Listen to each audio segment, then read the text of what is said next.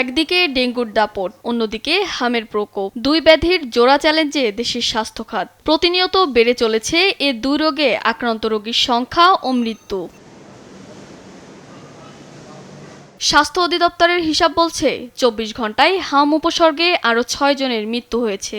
গেল ১৫ মার্চ থেকে এ পর্যন্ত হাম ও হামের উপসর্গে প্রাণ গেছে ৮০৩ জনের।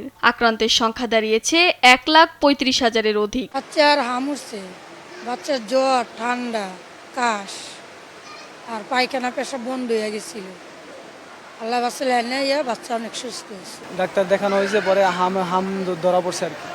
এখন চিকিৎসাধীন আছে, আল্লাহ দিলে আগে থেকে ভালো আছে। ঠান্ডা, জ্বর, নিউমোনিয়া সহ নানা উপসর্গ নিয়ে হাসপাতালে প্রতিনিয়ত বাড়ছে আক্রান্ত রোগীর চাপ। ২-৩ দিন জ্বর হয়েছে, অনেক জ্বর, অ্যান্টিবায়োটিক খাওয়াইছি, এমনি ওষুধ খাওয়াইছি, জ্বর পড়ে না। পরে দিয়ে আস্তে আস্তে এই র্যাশটা উঠছে।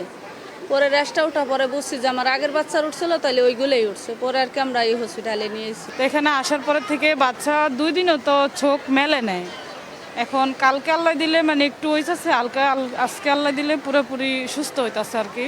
এদিকে হামের পাশাপাশি বেড়েছে ডেঙ্গু রোগীর সংখ্যাও। চলতি বছর এখন পর্যন্ত ডেঙ্গু আক্রান্ত হয়ে হাসপাতালে ভর্তি হয়েছেন ১১,১৯৫ জন, মৃত্যু ৩৮ জনের, যার মধ্যে চলতি মাসে মারা গেছেন ২০ জন।